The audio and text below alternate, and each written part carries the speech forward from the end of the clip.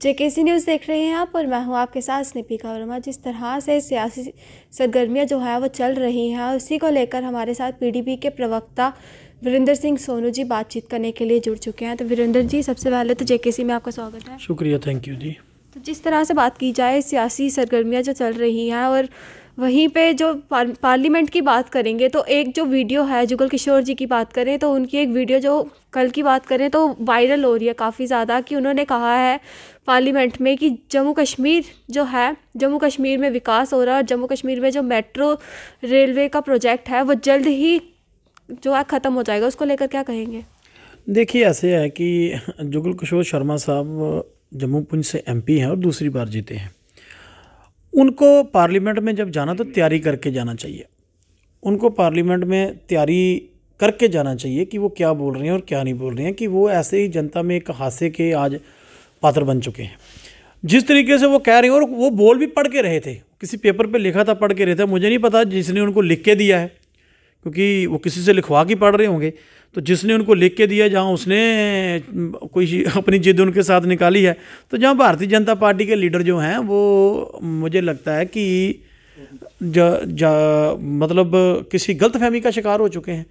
तो जहाँ उनको किसी अच्छे डॉक्टर को दिखा लेना चाहिए कि ऐसा सफ़ेद झूठा बोल रहे हो कि जम्मू कश्मीर में आप मुझे बताइए कि आप इतना लोगों को क्या समझने की कोशिश कर रहे हो और लोगों से क्या कहना चाहते हो। कि आप कहते हो जी हमने मेट्रो कंप्लीट होने पे है, उसकी तो डीपीआर भी अभी नहीं बनी, आइडेंटिफिकेशन भी कहीं नहीं हुई। तो यहाँ तो भारतीय जनता पार्टी के लीडरों को मैं समझता हूँ पार्लियामेंट में झूठ बोलने की आदत पड़ चुकी है। पार्लियामेंट में झूठ बोलने की उनको आदत पड़ चुकी है। तो वही झूठ अपना जो है वो उनको आदत है। तो वो जो समझते नहीं हम कहाँ पर खड़े हैं। तो इस बयान के ऊपर कमेंट करना मैं समझता हूँ कि कुछ खास जरूरी नहीं है। तो बाकी भारतीय जनता पार्टी के लीडरों की सोच समझ वो लोगों के सामने आ जाती है। भारतीय जनता पार्टी की बात करें तो आए दिन इस तरह के उनके नेता जो हैं वो बयानबाजी करते रहते हैं और भारतीय जनता पार्टी जो है वो दावा देती है कि इस बार भी जो सरकार है उन्हीं की होगी। उसको लेकर क्या कहेंगे? देखिए, सपने देखना हर का हक है। कोई दिन में देखता है, कोई रात में देखता है। भारतीय जनता पार्टी दिन में सपना देख रही है तो ठीक है, उनकी अपनी सोच है। लेकिन वो जो 50 पार का नारा दे रहे हैं, तो मैंने जम्मू में 50 पार की सर अगर आपने बात की है तो जो एनसी है वो भी दावा करती है आने वाली सरकार उनकी होगी। भाजपा है वो कहती है कि 50 पार, 50 से ज़्यादा जो वो सीटें हैं वो लेकर जाएंगी।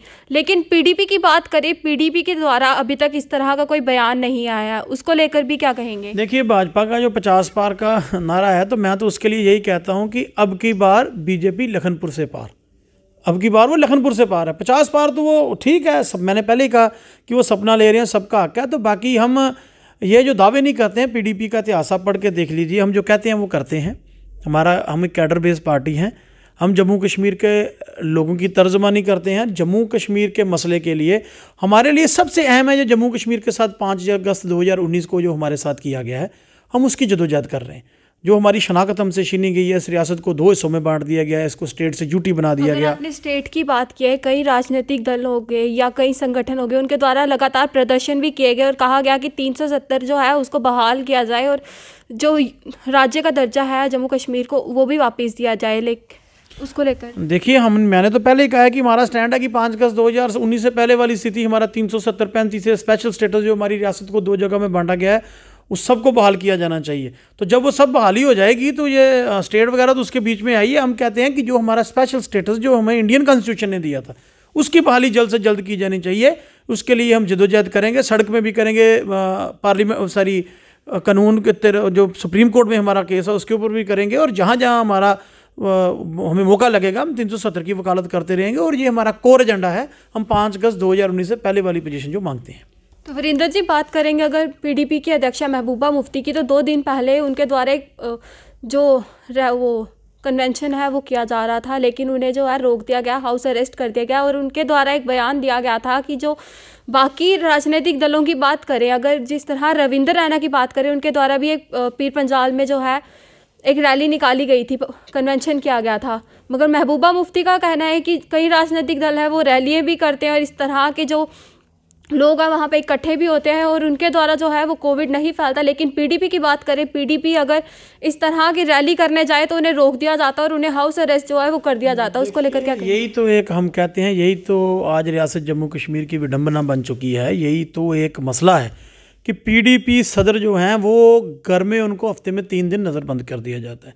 वो किसी वर्कर से मिलने नहीं जा सकती, वो किसी आउटरीच प्रोग्राम में जा सकती, वो कोई काम नहीं कर सकती। अगर वो यूथ कन्वेंशन घर पे करना चाहती हैं, लोगों को बुलाना चाहते हैं, तो सरकार हमें वो भी अलो नहीं करती। बाकी पॉलिटिकल पार्टियां जलसे कर रही हैं, तो मुझे बताइए कोविड सिर्फ पीडीपी के लिए, बाकियों के लिए नहीं है। तो ये एक सोची समझी साजिश है लोकतंत्र को ख़त्म करने के लिए, पॉलिटिकल प्रोसेस को ठेसी पहुंचाने के लिए। ये भारतीय जनता पार्टी के लोग ये चाहते नहीं हैं कि जम्मू कश्मीर में डेमोक्रेसी बहाल रहे, जम्मू कश्मीर में लोकतंत्र रहे, यहाँ पॉलिटिकल प्रोसेस रहे, जहाँ चुनी हुई सरकार है, ये चाहते नहीं है। और इसी सिलसिले में जो खुद जाकर रैलियाँ कर रहे हैं और पीडीपी को रैलियाँ करने से रोका जा रहा है, तो ये जोर ज़बरदस्ती आप कब तक कर पाएंगे?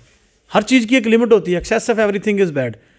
इससे आगे कहीं भी जाएंगे नुकसान होगा। भारतीय जनता पार्टी के लोगों को ये समझना चाहिए कि आपने 1 साल किसानों के साथ जोर आजमाइश करके देख ली, जब आपको लगा कि ये हम पूरा देश आ रहे हैं तो आपने उनकी बातें मान ली। तो ये एक मैसेज है इनके लिए कि ये डंडे से, जोर ज़बरदस्ती से आप किसी की आवाज़ बंद नहीं करा सकते हैं।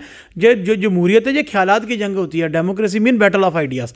तो ये आप डंडे से, जहाँ आप जोर जबरी से कुछ नहीं बंद कर सकते। ठीक है, आपने एक कन्वेंशन नहीं होने दी, आगे सारी थोड़ी बंद कर लोगे।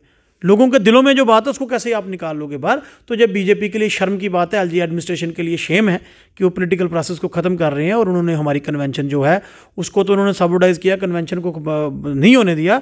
और अभी तक हमारी जो लीडर है उसको ऑब्सेस्ड रखा हुआ है, जो कि political process of Jammu Kashmir की बहाली ये भारतीय जनता पार्टी के लोग नहीं चाहते हैं। भारतीय जनता पार्टी की बात की जाए तो उनके नेताओं का कहना था कि 370 टूटने के बाद नया जम्मू कश्मीर देखने को मिलेगा, नया कश्मीर देखने को मिलेगा, लेकिन और पथराव जो है वो भी बंद हो जाएंगे। लेकिन जिस तरह से आए दिन कश्मीर में एनकाउंटर होते जा रहे हैं, और परसों की ही बात करें तो परसों एक पुलिस की जो बस है उस पर मिलिटेंट द्वारा अटैक किया गया, उसको लेकर क्या कहेंगे? क्या यही हमारा नया कश्मीर है? देखिए, ये सवाल जो है भारतीय जनता पार्टी से पूछना चाहिए, लेकिन फिर भी मैं इस पर जवाब देते हैं कि भारतीय जनता पार्टी ने जो धोखाधड़ी जम्मू कश्मीर के लोगों के साथ की है, वो कहते थे कि 370 के बाद हमने ये यहाँ पे सब कुछ शांत हो जाएगा, यहाँ मिलिटेंसी ख़त्म हो जाएगी, यहाँ डेवलपमेंट आ जाएगी। मुझे बताइए, एक भी वादा उन्होंने पूरा किया है? आज मिलिटेंसी के हालात देख लीजिए। हमारे 3 जवान शहीद कर दिए गए परसों अटैक करके। उसके पहले सिविलियन किलिंग हो रही है, टारगेटेड किलिंग हो रही है, रेजिडेंशियल इलाकों में किलिंग हो रही है। आप मुझे बताइए, मिलिटेंसी की एक्टिविटी तो बढ़ गई है।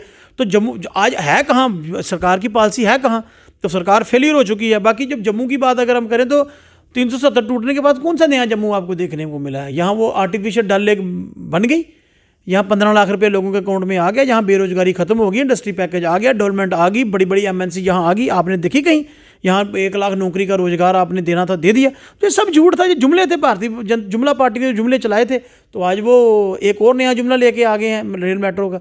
तो जम्मू के लोग अब ये समझ चुके हैं कि ये जम्मू कश्मीर के लोगों के साथ बेइंसाफ़ी कर रहे हैं और हमें सिर्फ मूर्ख बनाने की ये कवायद सोच रहे हैं। जब लोग जम्मू के लोग अब मूर्ख नहीं रहे हैं, वो इनकी पॉलिसी को अच्छी तरह समझ गए और वक्त आने पर इनकी पॉलिसी का जवाब वो इनको दे देंगे। पीडीपी की बात करें तो पीडीपी की अध्यक्षा द्वारा कुछ दिन पहले जो है जंतर मंतर दिल्ली की बात करें तो वहाँ पर धरना प्रदर्शन किया गया था, और वहाँ पे कहा, उनके जो स्लोगन था उस पर लिखा गया था कश्मीर इज़ इन पेन। तो क्या सिर्फ कश्मीर ही पेन में है? जम्मू की बात करें तो क्या जम्मू पेन में नहीं है? देखिए, सभी पेन में है। अगर और साथ ही साथ बात करें अगर उनकी, तो वो आए दिन इस तरह के बयान देते रहते हैं जिसकी लोग बात करें या कई राजनीतिक दलों की बात करें, वो निंदा करते हैं कि वो बार बार अपने बयानों में कहते हैं कि पाकिस्तान के साथ बातचीत करनी चाहिए। उसको लेकर भी क्या कहेंगे आप? देखिए, ऐसे है कि जो आप जब अगर कश्मीर में कोई हालात गड़बड़ होंगे, कश्मीर में कोई परेशानी होगी, तो उसका असर जम्मू में भी होगा। आज कश्मीर में मिलिटेंसी बढ़ चुकी है। मैं आपसे पहले भी कह चुका हूँ, आज आम आदमी का रहना वहाँ मुश्किल हो चुका है। आम आदमी की बात करने पे रोक है। कोई पॉलिटिकल लीडर बात नहीं कर सकता, जो करता है उसको अरेस्ट कर लिया जाता है। आप कोई कन्वेंशन प्रोग्राम नहीं कर सकते हैं, आउटरीच नहीं कर सकते हैं। हमारी सदर जो उन्होंने कहा है कि आज प्रेस के ऊपर कितनी बड़ी पाबंदी है कश्मीर में, आपने ये देखा नहीं है कि प्रेस वालों के ऊपर पीएसए लगाती है, यूपा लगाया जा रहा है। प्रेस तो 4th पिलर है डेमोक्रेसी का। प्रेस वालों को तंग किया जा रहा है, आपके जर्नलिस्ट को तंग किया जा रहा है। तो कश्मीर में बात करने की आज़ादी नहीं है। वही बात उन्होंने कहा जी कश्मीर में वो करने नहीं देते हैं, तो दिल्ली जंतर मंतर में उन्होंने प्रोटेस्ट करके कहा कि हम लोग कश्मीरी पेन में हैं, जम्मू कश्मीर एक दलदल में है, उसको निकाल देना चाहिए। उसको निकालने के लिए भारत सरकार की जिम्मेवारी बनती है, जिन्होंने हमें यहाँ तक पहुँचाया है।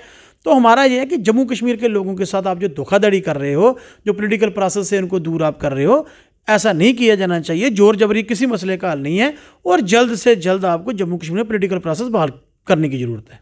वीरेंद्र जी, एक आखिरी सवाल पूछूंगी। जिस तरह से पीडीपी आए दिन लोगों की आवाज़ जो है उसको जनता तक पहुंचाने का, वो लोगों की आवाज़ों पे वो कर रही है काम, और साथ ही साथ बात की जाए कि आपको क्या लगता है कि आने वाली सरकार पीडीपी की हो सकती है? बिल्कुल होगी जी। मैं आपसे पहले कहता हूँ कि पीडीपी जम्मू कश्मीर के लोगों की तर्जुमानी करती है, तो हम अभी भी कहते हैं कि हम जो जम्मू कश्मीर को दलदल से निकालना हमारी सबसे बड़ी प्रायोरिटी है। जो हमारे हक हकूक हमसे छीनेंगे उनकी वापसी हमारी सबसे बड़ी प्रायोरिटी है। इलेक्शनें होती रहेंगी, सरकारें बनती रहेंगी, लेकिन जम्मू कश्मीर की बेइंसाफ़ी वो सबसे बड़ी हमारा एजेंडा है। और दूसरी बात, जो हमारे साथ बेइंसाफ़ी हुई उसकी वापसी बहाली हम चाहते हैं। और जो नौजवान के साथ यहाँ गलत बर्ताव जम्मू कश्मीर के नौजवान, खासतौर जम्मू के नौजवान के साथ इनकी एम्प्लॉयमेंट छीन ली गई है, इनके पास आज कामकाज नहीं रहा है, अनएम्प्लॉयमेंट दर 22% पहुंच चुकी है, आज महंगाई देखिए कहाँ पर पहुंच चुकी है। तो इस पॉलिसियों के खिलाफ हम बीजेपी। आपको क्या लगता है अगर पीडीपी की सरकार बनेगी तो ये इन सब पे काम करेगी? देखिए, हम बेरोजगारी पे तो काम करेंगे ना, क्यों नहीं करेंगे? हम तो पहले भी किए, आगे भी करेंगे। हम नौजवानों की बात तो हम करेंगे, जम्मू कश्मीर के हक हकूक की बात करेंगे। जो जम्मू कश्मीर के मिनरल बाहर के लोगों को बेच दिए गए हैं, रिसोर्सेज बेचे जा रहे हैं, उनके ऊपर तो बात कर सकते हैं ना। तो इसलिए ये है कि भारतीय जनता पार्टी को जम्मू कश्मीर में जल्द से जल्द पॉलिटिकल प्रोसेस बहाल करने की जरूरत है। बहुत बहुत शुक्रिया। थैंक यू, शुक्रिया जी। तो बात की जाए वीरेंद्र सिंह जी की, जो कि पीडीपी के स्पोक्स पर्सन से, जिनसे हमने बातचीत की, जिनका साफ तौर पे यही कहना है कि आने वाली सरकार जो है वो पीडीपी की ही होगी। और पीडीपी की बात करें तो पीडीपी लोगों के हित के लिए काम करेगी, और पहले भी जिस तरह से वह काम करते थे आगे भी इसी तरह के काम काज करते रहेंगे। देखते रहिए जेकेसी न्यूज़। मुझे दीजिए इजाज़त। नमस्कार।